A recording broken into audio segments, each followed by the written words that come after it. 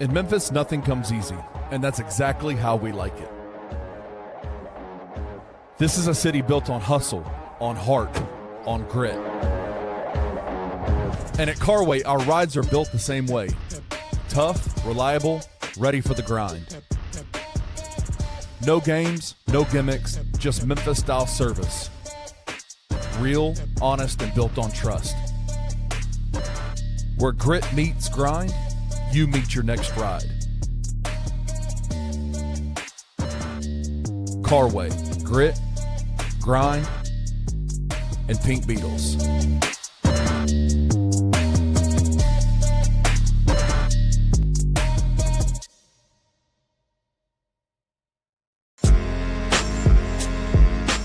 In Memphis, we know a thing or two about resilience. From the grindhouse to the Delta, we protect what's ours. But when pests invade your home,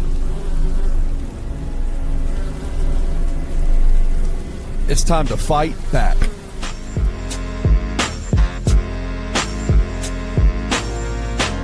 Grade A Pest knows how to handle what crawls, flies, and bites. With local experience and guaranteed results. I'm Reggie with Grade A Pest Control. We service the Memphis metro area. That also includes DeSoto and Fayette County as well. Grade A Pest has the entire Mid-South covered. So if bugs and pests put you to the test, let Grade A solve your problem.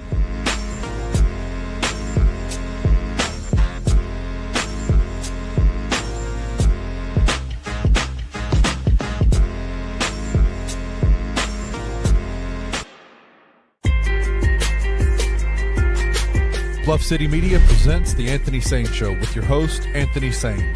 Now, let's get to the show.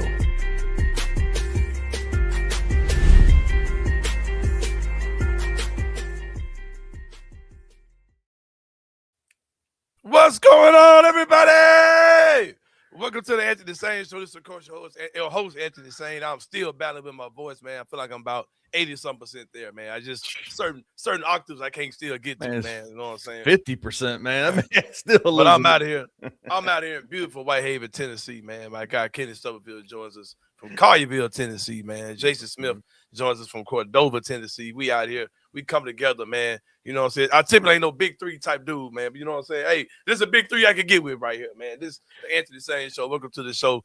Y'all already know what it is, man. I told y'all it wasn't going to be no show today, man. I told y'all I was going to be off. Man, I had a change of heart. I've had a chance to digest all three of the Ghost albums last night, man. I'm feeling good, man. I got a battery in my back. You know what I'm saying? So I'm feeling good, man. I'm feeling good today. Yesterday was shout out to Adam Silver, man. We too hard for the radio, man. Shout out to all the podcasters out there, bro. We too hard for the radio, bro. For real, bro. Hey, when I saw that track name, bro, I said, damn. I said, Drake, man. He wrote that one for you. He wrote that for you. That man keep speaking to my inner man, bro. Yeah, man. Too hard for radio. Check it out, man. You know what I'm saying? We ain't gotta crip walk in a circle no more, man. We can live freely out here, man. You know what I'm saying? We can step out in a club and women in it. You know what I'm saying? Ain't nobody scaring the hoes away no more, man. We can kick it, man. You know what I'm saying? I woke up this morning, man. My wife was like, damn, I think these pants make my ass look too big. I got up out the bed. I was full of that drink, man. I got up out the bed. I said, God damn it. That mother look just right to me, goddamn. Like two-headed, that motherfucker. I said, God damn it, baby, that ain't looking right to me, goddamn. That ain't looking right on time. I said, matter of fact, baby, you ain't got to put no jacket around it. Just let all them coaches, teachers, aides, principals, whoever, kids, whoever, let them see how stop that motherfucker is. But I don't even give a damn. Oh, man. Typically, I tell them, cover that thing. I said, baby, unveil that mug on them folks, man. I don't even care, man. Hey, man, we got Drake and Future back together again, man. What we talking about, bro? What are we talking about, bro? Man, that made me so happy last night when I saw that. Man, bro, I almost shed thug tears, man. Two men, man, came together, man. Man said, we ain't even let no women come between us, bro. It's been us since day one, man. All right, man, I'm feeling good. Beautiful thing. Yeah, man. Black unity, man, for real. Jason, what's your favorite track on the Drake album from last night? Oh, make them cry. Hey. Hey, let me find out, Jason Smith. What you talking about? Hey, that's all talking about getting free, man. Getting independent, man. Let me find out. Hey, Jason. Hey. Find out, man. Hey, Jason. Hey, No, Jason, my son was on it early this morning. I hadn't had a chance. Yeah, Take it all, bro. yeah, he was on in 149 this morning, texting me about Dad, it's 3 albums. It's 3 albums. He's like saying he was excited. He was right there. I woke up to Gabe, man. Gabe, he was just the 2 words, man. Iceman with the 2 celebration horns in the air, man. You know what I'm talking about? Gabe, I said, boy, I knew you were special, man. When you sister slided about my sack, man, I knew it was something special about you. Son. when you first hit that when you first sister slide about me, boy, I knew something about you, man. He said, Jason, get this man. He's on way. He's on one. Get this man. I knew it. He came in studio today. I mean, you can't stop him. He's on. Oh, man. Then I saw Gabe this morning, man. They had like a little graduation, man. I'm about to get emotional, bro. Had a graduation for my kid. Like, not a graduation, kind of like they had mass every Friday, right? After Friday, they have like a 6th grade brunch with the 6th grade boys who get ready to go to. They do 2 years of middle school, 7th and 8th grade. Mm-hmm. They're K through 6 and then 7 and 8. The boys that are transitioning over to the middle school, they have a brunch for them. And Gabe won an award, man. It's like, it's called the Dominican Award, and it's supposed to be for the kid that has displayed the 4 pillars of what the school stands for. Oh, it's kind of like the student of the year, pretty much, man, basically.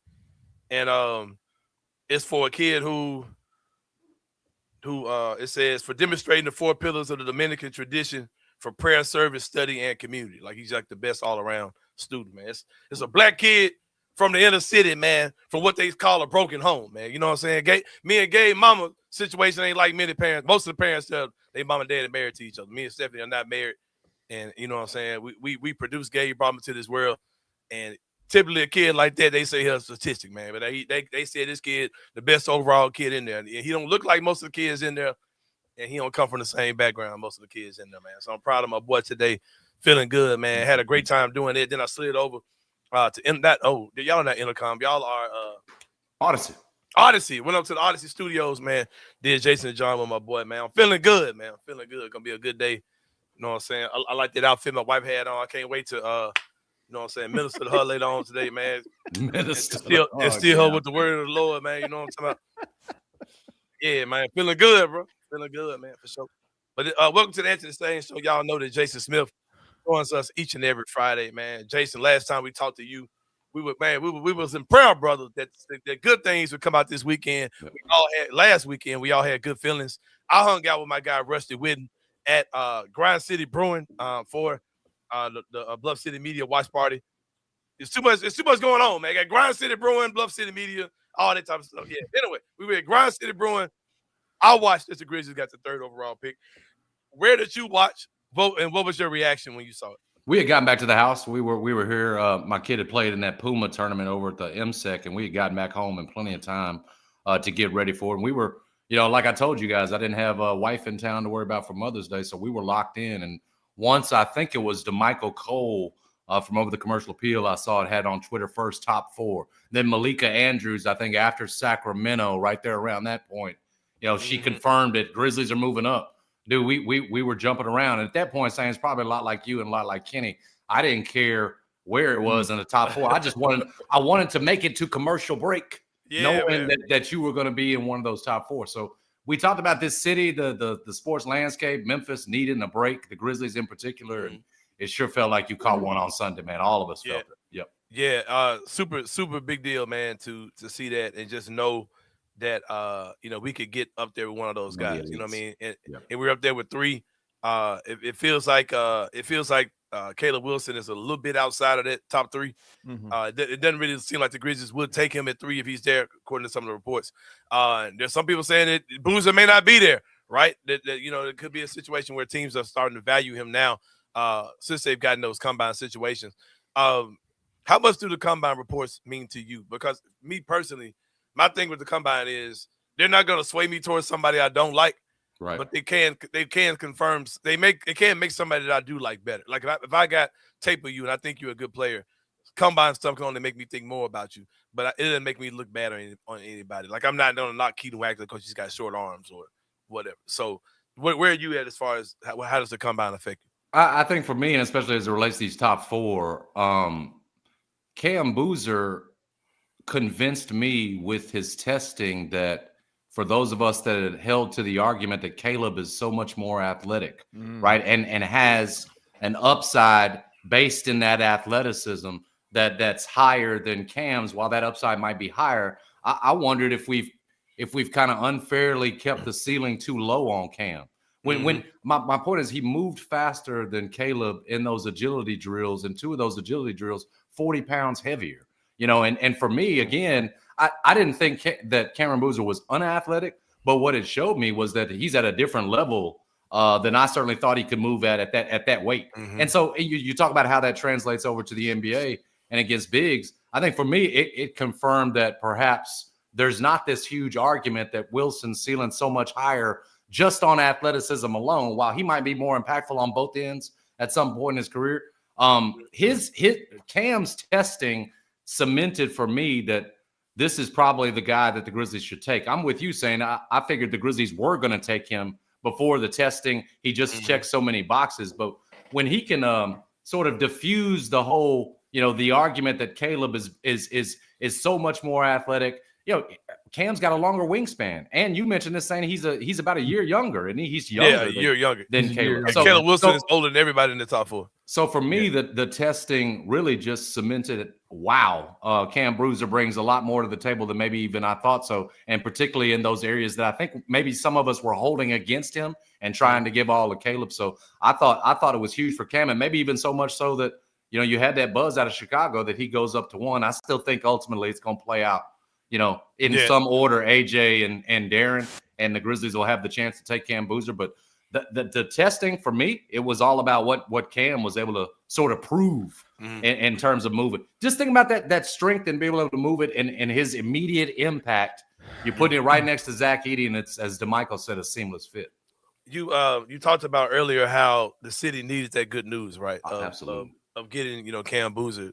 Just days later, we got, just heartbreaking news that one of our own, someone who I talked to Kenny about this because it hurts so much because he came in as a rookie. A lot of guys who came in, like that whole Grizz Next Gen, that old Grit and Grind era, we saw those guys pretty much play for other teams. You know what I mean? We watched those guys be pros for other teams. When you talk about Tony, Zebo, those guys, and then some of the other guys that were on their team as well.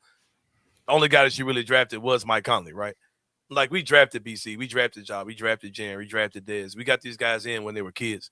And seeing BC, go from being, the young kind of awkward kid on our team. And I've got so many notifications from all these different countries on my Facebook that are liking my Brandon Clark pictures. It reminded me that when I was at the All-Star game, somebody from another country, it was some Asian country. And I think it might have been the Philippines or something, but they was like, Brandon, are you aware of how big of a deal you are in? Oh, it was some Asian country. I think it was because of Rui Hachimura, but it wasn't Japan though. I don't know, bro. But anyway, I've got a lot of Asian people in my comments on Facebook, and he had no clue. He didn't know what that meant. He was like, okay, shout out Japan. Like what? Like he didn't understand, right? And like to see him what he grew to be. And just being a pillar of this community, man, and even with all the setbacks, like we celebrated every game that BC was coming back from injury, like it was our kid taking his first steps, right? You know what I mean? Yeah. And we always pulled for him, and just to see his life end so tragically, it was terrible. Yeah, what were your thoughts? Of course, the news broke before our show came on I think that was Wednesday, and it was Tuesday, and you guys' show was already over. But, it's not much of a secret that people in the city had heard, major speculation about this, and we're looking into it. And then, the media community, we were all texting and chatting with each other, and we knew, hours before this got out or whatever. But what were your thoughts, even just trying to get through your show as news started kind of piling up and making you say, okay, this clearly feels like it happened? Just that a light, not just here in Memphis, but kind of it goes along with what you just said, saying in terms of what you've gotten back, like from reaction from all over the world, a light of the world. Brandon Clark was that. People were attracted to him, sort of like moths to a flame was put out prematurely. I mean, you're left there shaking your head at not just what Brandon still had to accomplish in his basketball career, but what he could have accomplished with the rest of his life, dying so early at just 29 years old. So you're contemplating all that. Thinking about his family, his mom, obviously that, you never even take something like this into consideration. And so just, Here's the thing, Josh Pastner had an old saying. I think it applies here. I just wonder, why Brandon, in his 29 years, was able to be such a light. Energy takers, and there's two people: energy takers and energy givers. Mm-hmm. And Brandon, from all his teammates that have come out and talked about him, saying you knew this from the time that you had seen him at some of those events, and he's taking those pictures with Gabe. Brandon was giving through all of it. He was one of those energy givers, whether he was pouring into teammates, pouring into fans, pouring into his foundation, and being a Memphian. And I think we have a tendency to take those folks for granted when, frankly, they're the ones filling us up. And Brandon did that throughout his basketball career with everybody that he touched. You could tell all the coaches that he played for. They talked about him always being up, being a light for others, lifting others up when they were down. And you just wondered, for a guy like that always seemed to be pouring into everybody else who was pouring into him, which, where did he get it from? Sort of like saying, just to use the example, the joy you pull off this Drake album release, man, it always seemed like Brandon was full of that joy and able to give it to all of the rest of us. And so it's a tragic story, man. He clearly touched a lot of lives. I mean, that's what, God gives us a purpose here on this earth. And that is certainly a part of it. And what we learned very quickly in terms of the response is how many he touched. Some he didn't even know he was touching, but he just had that power about him. And you hate to see these stories with somebody with that much impact, that much power to touch folks, having their lives tragically snuffed out early, man. So it's, no, like you said, to go from where we were Sunday and even on Monday still talking about, oh man, now we got the 3 pick to get that tragic news. I appreciate the the light that Brandon was during his time with the Grizzlies, and it really is, because we're talking about trading Ja Morant, moving on from next gen. He was right there as a part of it in that first summer league, helping to establish that. He was the summer league. It wasn't Ja. Ja wasn't the summer league star. Brandon Clark. It was Brandon that was the summer league star that year. I want to say Brandon got MVP of that run that year, and Ja had his arm around him, going out. This is my guy. I mean, he was right there at the beginning of it, and that's the other part about this is we knew we were moving on from next gen. Brandon only having the one more year on his deal, his spot with the roster kind of in flux. But this just it's an awful reminder of that. Where it's really a different time now in this franchise's era. Yeah. I'm pretty confident that the organization will, honor him the right way. Oh, yeah. Once things get back going in the fall, I'm sure they'll do like a 15 patch and, all those type of things. But yeah, it's definitely tough. Even to kind of think about it in the moment about, BC not being on the right. We've lost guys that are not on the team, but just not being here at all. Just a very unfortunate situation. When you look at the draft, going back to the draft, the Grizzlies also have a 16th pick in the draft. We did not get a pick from Orlando or Phoenix, but we were able to move up with our own pick, right? But that 16th pick is still there. Being at 3, in my opinion, makes everything so much more wide open because you got so you don't have to, like, because my thoughts about these guys, whether they be Caleb Wilson, Cam Boozer, Peterson, DeBanster, how I thought about them was kind of a fantasy because I knew we would never be in that position. I was looking at, the Darius Acuffs, the Keaton Wagglers, the Kingston Flemings. These are the type of guys I was, taking time to look into and measurables and all that. I was taking a look at those guys. But being at 3 puts you in a different position. But having that 16th pick also gives you a pretty wide variety of guys that you got to choose from. And looking at looking at GM Zach Kleiman's history, he's always moved up. They've always moved up in the draft, or at least really tried to. Do you see that happening? Could you see them moving up? And if you were able to move up, what would be your goal? Would you try to get on one of the? If you go, assuming you get a Boozer or Caleb Wilson at 3, with your second pick, would you go after a guard, a big, or would you double down on a wing? Or how would you handle that whole situation?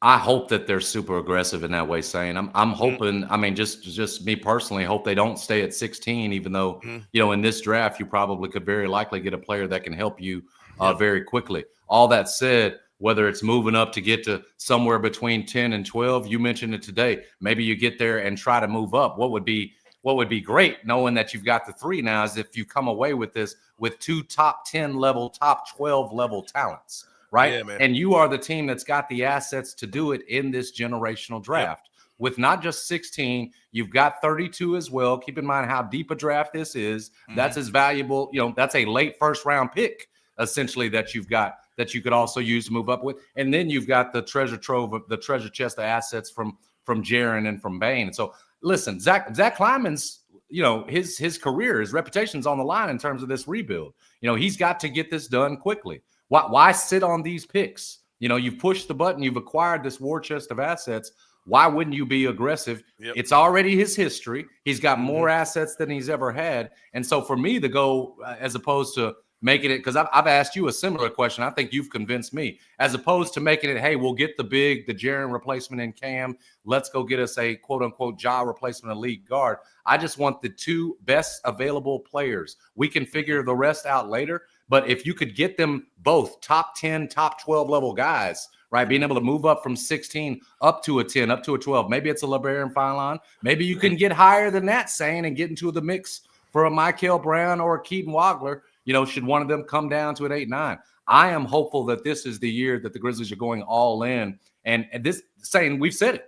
This is how you expedite the turnaround. Cam Boozers can take you a long way in doing that. Could really fast forward if you come out of there with another 10. You come out with Cam Boozer or LeBaron. You come out with a Cam Boozer or a Darius, God forbid, a Darius Eko. This is the year, I think, to use those picks. No need to save all those 27 picks for next year's draft if you can use them and move up in this draft. So I'm hoping for aggressiveness from Zach Kleiman, and frankly, I'm banking on it. Yeah, I'm pretty much counting on it too, man. You ain't mentioned my boy Michael Brown. I'm you know what I'm saying? Hey, Michael Brown's on the list. Yeah, yes. For sure. You talked about turnarounds, right? Penny Hardaway is trying to turn things around with the University of Memphis basketball team as well. His roster, for all intents and purposes, does seem to be done. He said he's leaving one spot open over there just in case something happens. And I think that's a smart strategy as well, because a lot of times something does happen in college basketball. Weird things happen with these kids. So you kind of want to keeping a spot open, to me, doesn't seem like a bad idea. With that being said, what's your evaluation of the roster? What grade would you give it? And how do you feel that what do you think about how it feels like that locally we're excited about what looks like a good roster that we believe that could compete and be at the top of this American Conference, but nationally, recruiting wise, and also Vegas, some of the sports books have put predictions out that don't have Memphis being the favorite or even the second best team in this conference. So what are your thoughts on that as far as the perception versus the reality of what that roster might be? I'm optimistic Penny's got a team that can win the American. I know the analytics don't necessarily like it right now. I think, whether it's Evan Miyakawa or Bart Torvik, again, you've gotten some of these guys that didn't play much last year, short, Joshua Holloway that was doing it in short stints, that you're hoping can show a lot more now at a lower level, right, in the American in longer stretches. So I get why the metrics don't necessarily like some of these guys. A lot of the ones that were high usage guys are coming from losing programs. So I get why some of the metric folks aren't necessarily high on this team.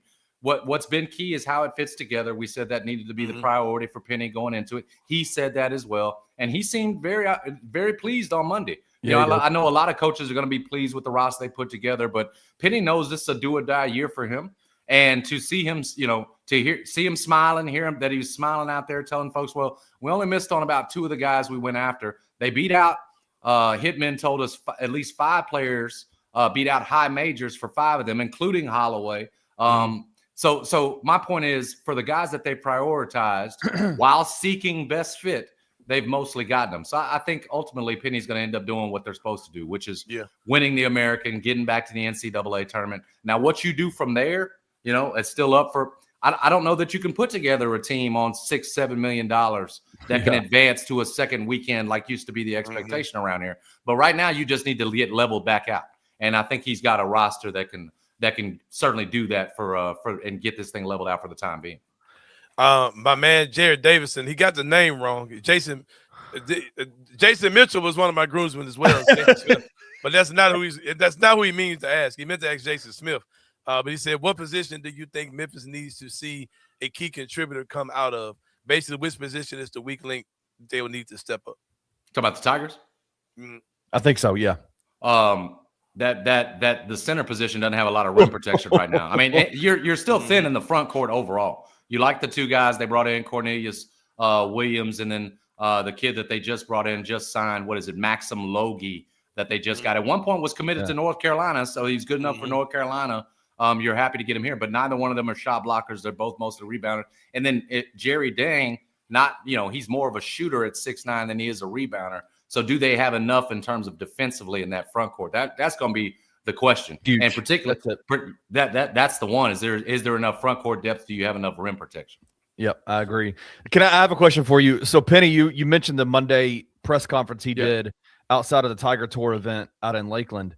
And he talked about his comfortability with the roster. He talked about the process in which the assistant coaches, they got into a war room together and kind of bantered around different names and had their big boards up and all that kind of stuff, which is something he hasn't had before in the past. He hasn't had that kind of process in place, which I automatically fills me with confidence, right? Like with how this team was built, they all co-labored together on this. There was something that he said at the end of the press conference that people are freaking out about a little bit, Jason, and that's him talking about what the offseason workouts are going to look like with the Tigers at the start of June when they come into town.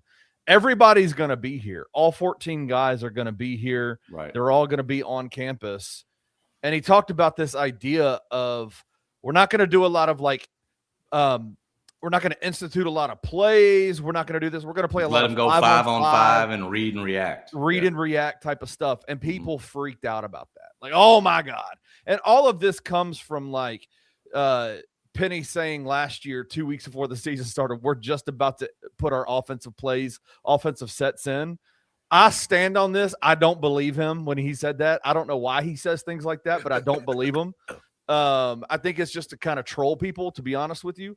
But what are your thoughts on that? Like, do you think this offseason, this June and July time period, to me, it feels like getting these guys on the floor playing with each other in whether not in extremely high leverage situations, but in 5-on-5 competitive environments, that seems to be a really good way to figure out what do we have here together, all of us together. No, the thing that struck me about what he said was that he said, this is the first time we'll do this. First time I've done this, having playing 5-on-5 and doing read and react, which thank you for saying that. We know Penny's not a guy who implements a lot in terms of sets, right? All that, set formational offense, that kind of thing. So to me that, you've had guys there early before. They didn't go 5-on-5. And so that listen, whether he's installing the stuff now, which it doesn't seem like he's going to be doing, he's just kind of letting them play, or doing it later. Penny's gonna play that pro offense that he does, where guys, typically whether it's pick and roll, a lot of that NBA read and react stuff. I think where the benefit from having them early could come is when you're talking about things like chemistry, right? When you're talking about guys playing with each other, you got a basically whole brand new team. These guys don't know the two returnees you got in Thedford and Wharton, and you just want to get that process started as soon as possible, because that's been one of the issues you've run into is chemistry when you're replacing so much of the roster. And so that process, starts with 5-on-5.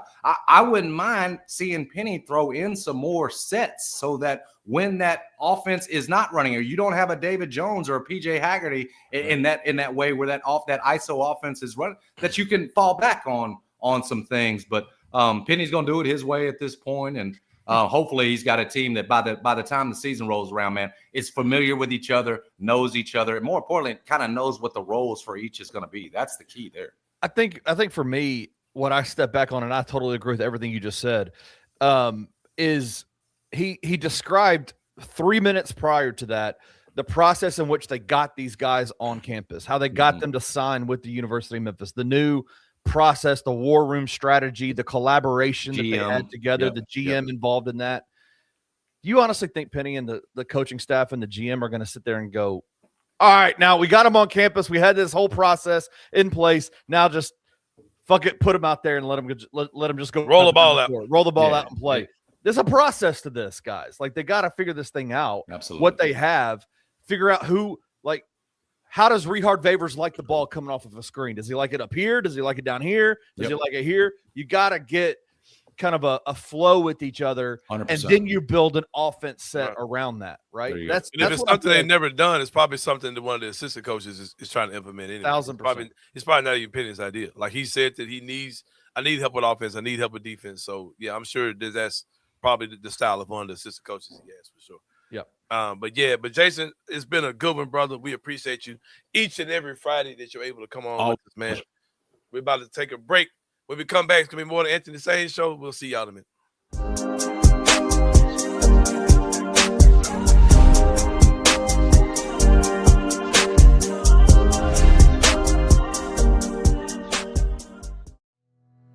Tired of the same old fast food? The soggy fries, the frozen flavors, the meals that never quite hit right. Head over to Waldo's Chicken and Beer, where everything starts fresh and flavor comes first. Our chicken is fried in rich beef tallow for that bold, old-school crunch you can actually taste. And don't skip the premium homemade southern sides. Fresh greens, hearty white beans, and creamy mac and cheese made to complete the meal. Bring your whole family. There's plenty of space to relax. Plus a game room the kids will love. Catch the game on big screens, grab a drink at the full bar, and enjoy happy hour specials. Every day from 3 to 6, all day on Tuesday and Sunday.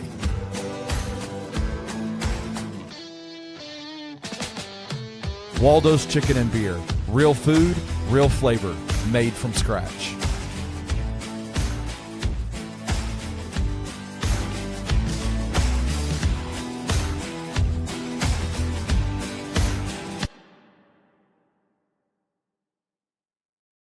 I was insufferable in the group chats yesterday. Insufferable because I've been telling y'all for weeks who I thought the Memphis Grizzlies were going to take. You're not going to go wrong either place. If you draft Cam Boozer, you got a perennial all-star who can change the face of the franchise. Mm-hmm. If you draft Caleb Wilson, you have the potential of a perennial all-star, possibly all-NBA player. Jared, I don't think we've seen the depths of Cam Boozer's game just yet. You got a guy who was a double-double in high school, a double-double in college. And again, it's written in the stars, man. Cam Boozer wore 12 in college. 12 is about to be available for the Memphis Grizzlies. Each game you saw a different part of Cam Boozer's game in college because of who he was playing at different times. Mm-hmm. And that's why I love him so much, because he has the basketball IQ that is already there. And that's why I put him overall over Caleb Wilson. I do think he has the higher floor, like you said, but I do think Caleb Wilson has a really high ceiling, maybe not higher than Cameron Boozer, maybe about neck and neck. But if the two ceilings are the same, and one has a lot higher floor, brother, it's Cam Boozer at 3. Tune into The Daily Grind with your host, Lute Hatmaker, every Monday through Friday at 7:30 a.m. live on the Bluff City Media YouTube channel. Coach Hardaway went, was it on Wolo 56 with Wolo? Didn't say anything about Fred Smith when asked about players, which if you know anything about the NCAA rules, you can't talk about anyone that's not signed. Right. So some people have done some investigative research, and we've discovered that Fred Smith has not signed yet. Any concern there initially? I mean, he committed more than a month ago, right? If you want to really go like super conspiracy theorist with it, there used to be some kind of like unspoken rule about college basketball recruiting that once a player commits, you stop recruiting that player if you're an opposing team's coach. It wouldn't surprise me if there were some teams that kept on recruiting him and said, yo, we can give you some more money. It could be a grades thing. You got to make a certain score on your standardized tests, and until you make those scores, you might not be able to sign. So there could be a plethora of things. Something interesting, though, to keep an eye on. Tune in to Tigers Untapped with your hosts, Trey Lasley and TJ Willis, every Tuesday at 3 p.m. on the Bluff City Media YouTube channel.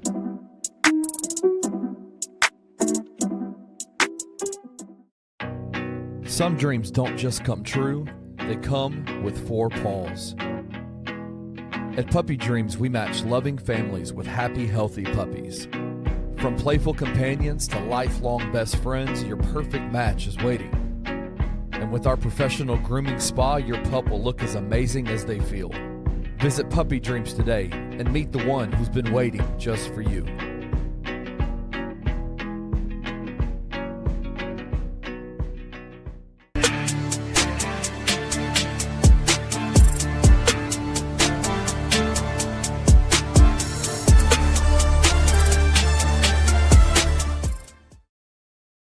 right, y'all. Welcome back to the show, man. Anthony Sain Show, brought to you by, powered by, sponsored by the good people at FanDuel Sportsbook. We got some money coming for y'all later on in this segment, man. But we got to show love to the good people at Grade A Pest. My guy, Reggie Freeman Alexander, man. 20 years, man. 20 years experience at Pest and the rodent controls. A homegrown business from born and raised Memphian.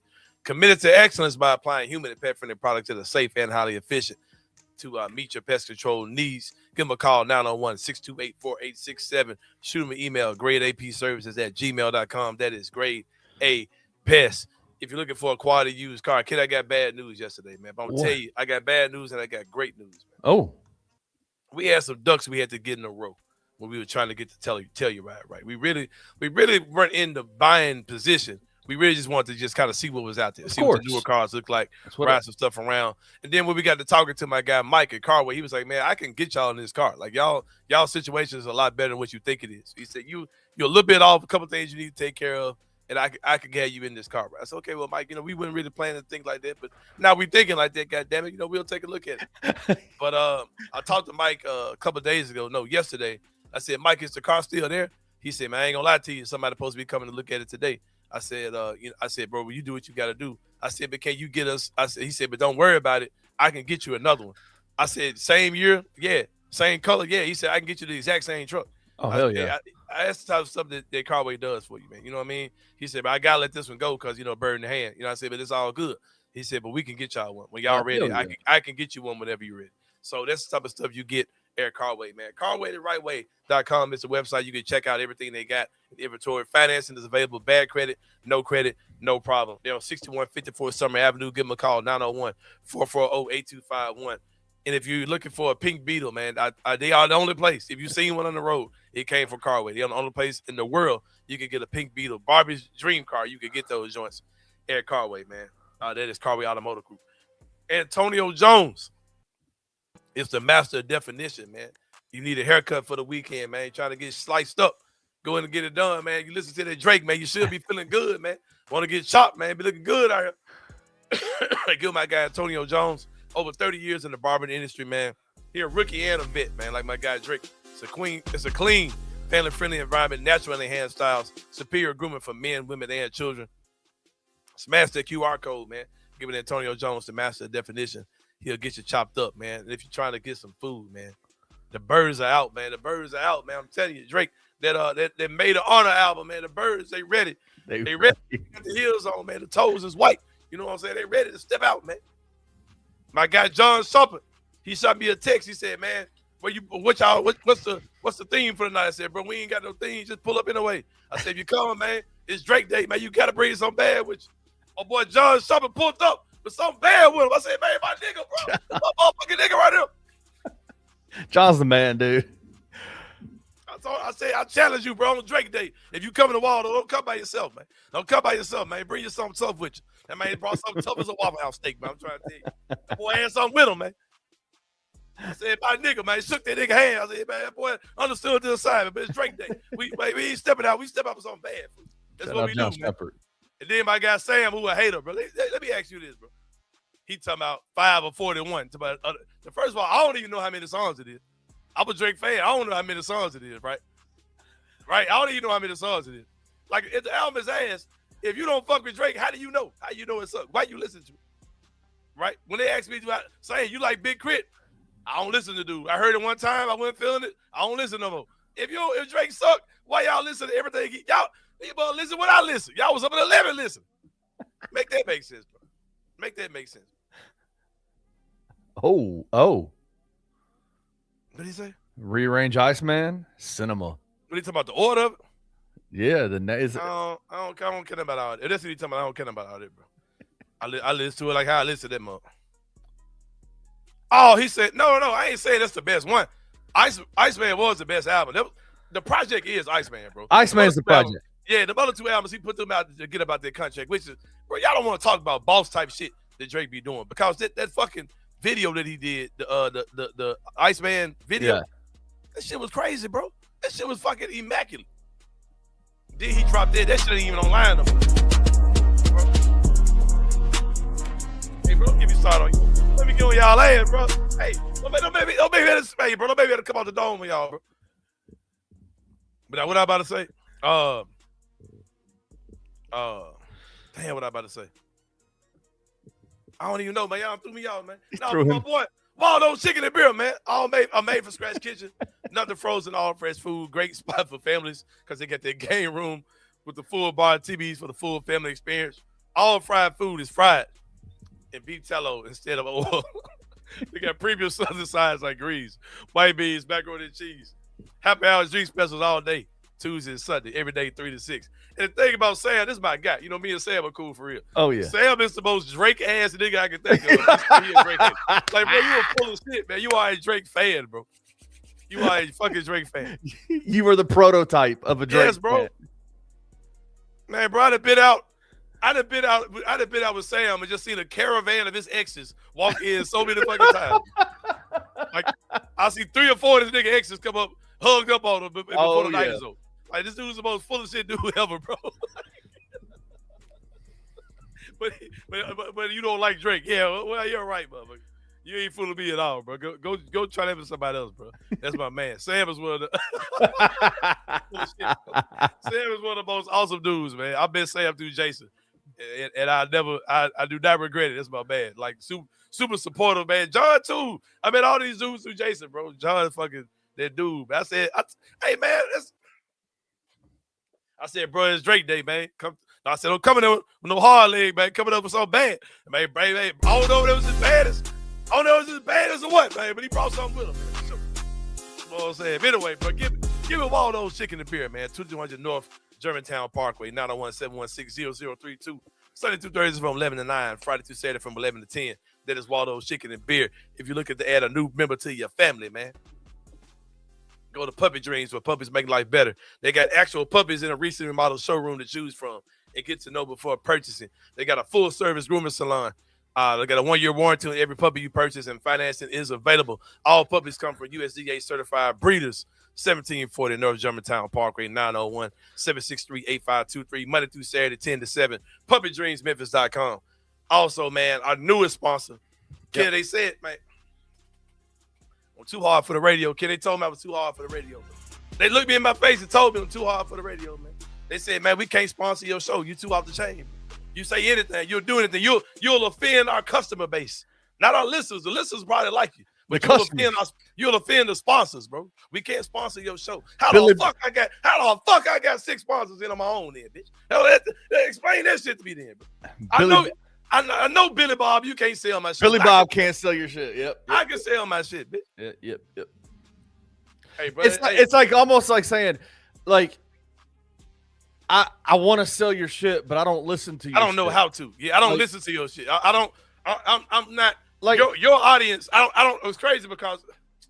See, how do you own a company? Now y'all got me snitching on the industry like Drake, man. Now y'all got me snitching on the industry like Drake. Because what happens is you have on-air talent that is one way, talking to an audience that's a totally different audience. Right. But the people that they count to actually sell y'all about to make me expose radio. Expose it. We ain't gonna. I ain't even gonna tell you. We ain't even gonna do the 3-pointer, bro. We got some money for you. We gonna do some. We'll do some money. We got some money for you, but I don't even care about the 3-pointer. It's Friday. I'm about to get out there like Drake. Expose the radio industry. I gotta tell y'all how radio works, bro. In Memphis, a black ass city, right? Memphis is a black ass city. So the people who listen to the radio are mostly black. The people who listen to sports radio in Memphis are mostly black people, right? The city is mostly black. Most of the people who listen to radio sports is black people. But when they track numbers, that number tracking has come through 2 different systems. One system is the towers, right? Like who's listening on the radio, like through the radio waves. That system doesn't track the inner city. It doesn't track the city of Memphis at all. It tracks the suburbs only. It tracks Germantown, Collierville, maybe Cordova, but it's mostly the richest part, the richest area codes is where they put those trackers, right? So the people who are actually listening to the radio, when they're presenting those numbers to sponsors like companies, whatever, those companies, that's based on people who actually in the wealthy neighborhoods. It's not in the city of Memphis pretty much at all. It's all suburban areas. So with that being said, when they're trying to sell something to a sponsor, they're presenting numbers in these rich area codes. So y'all black ass who listen to radio They don't even care. I promise you, they don't care about the black people in the city who listen to this shit. Who y'all want to see on the radio, who y'all want to listen to, all that, it don't matter. It's about what the rich people, who they want to hear on the radio, because that's the numbers that they sell to sponsors, right? The people who are selling these shows are white people for the most part. And for a station I came from, is old ass white people, conservative white people, right? And they pulled me in the room and said, we're firing you and my man Peter Everson because we can't sell your show. We tried hard. Nobody wants to sponsor your show. Oh, yeah, I'm sure they tried hard. Yeah. Yeah, because it's a disconnect in the city, because you got Billy Bob trying to sell a show to whoever in the city to an audience that looks different than Billy Bob and the host. Or no, the audience that he's trying to sell to looks like Billy Bob, but the host may or may not. And when you have questions about, okay, why is this person, how does this person on air? Or because they're palatable. They can plate them very well to the people where the trackers are and the people who own businesses in the cities. That's why most of the businesses who are on the radio is kind of, there's only like 4 or 5 businesses that actually, and they're all pretty of the same ilk. Because there were several times when I would get pulled into a room about things that I would say that upset conservative listeners, or upset racist listeners, right? Let's just be real, right? You know what I mean? So that's kind of how the industry works, man. But like I said, explain it. I don't know if I need to go this way. How y'all? I know y'all couldn't sell my shit, so I ain't mad at you. So how, son? How? But yeah, imagine then coming over to an independent network like Bluff City Media and having former owners tell you they can't sell your shit because they don't listen to you. They don't watch it. And that's why I fuck with y'all, man. That's why I fuck with y'all in the comments, because y'all go support the people that support me, man. And keep doing it. I appreciate that. Y'all come back and say, Sain, I went, man. I went. You know what I'm saying? But I'm telling you, it's a dirty game, man. It's a dirty game. And I got a friend, John Harden, who's the Drake of Flynn Broadcasting, because he's keeping the lights on. Like 80% of the sponsorship deals that Flynn Broadcasting has is because of John Harden. He goes out there and gets them. And he's making his money because he's getting a cut off of every deal that's in that joint. He's the fucking Drake over there. Now is he a big name radio person over there? No. His show's in the pecking order. His show's not even close. But he's a fucking go-getter. And I'll be wishing John Harden, quit that bullshit ass company, go independent, and get all your money from your people, bro. But that's a big step when you get a check every week. It's a big step to tell somebody they should do. But something new the radio does, streaming with the audio stuff, like streaming from the website, that's global. So that knows, that's counting the inner city, that's counting everybody. But right, that radio shit, that radio tower shit, that ain't y'all black ass at all. Like they don't care about whether y'all listening or not. They know y'all are listening, but they can't track it, and they don't track it, and they don't care, because all they worried about is, could they track it? Could they? It had to spend more money. Oh, that's another thing too. Fuck them. Hey, bro, I'm on my Iceman shit. 92.9 might be the only, sports. Goddamn Flynn Broadcasting ain't tracking shit. They selling bullshit numbers to these people. They just telling you, man, I got you, brother. If you on the radio, I got you, man. And that's why when I was over there, I wasn't trying to sell my show too hard, because y'all can't even prove to people how many people watching it, listening to this shit. And I can tell you, ain't nobody listening to it. Fucking nobody. Like that's the part that they don't even have the tracking devices. They're just on some handshake. They're just making up some numbers. They don't have numbers, bro. They don't have numbers at all. And they streaming numbers are ass. Ain't nobody watching this shit. YouTube numbers ass. All of that ass. Ain't nobody watching this shit. But anyway, bro, I'm on my Iceman shit, bro. This is what I'm on. But yeah, we got some money for y'all, man. There were a couple games today. I love it. Hey, bro, I'm telling you, bro. They don't understand, man. Appreciate you, Cliff, man. Clifton Means, my man. Y'all keep rocking with this, man. Hey, and the best way y'all can rock with this is by seeing these sponsors up there and going and partaking in what they do and letting them know that you heard about them on the Anthony Sain show. And like, if y'all got a business, if y'all got people who got a business, send them our way, man. Because we are a podcast, but we are a marketing company. Our job is to market and brand, help brand expose these brands out here, man. That's what we own.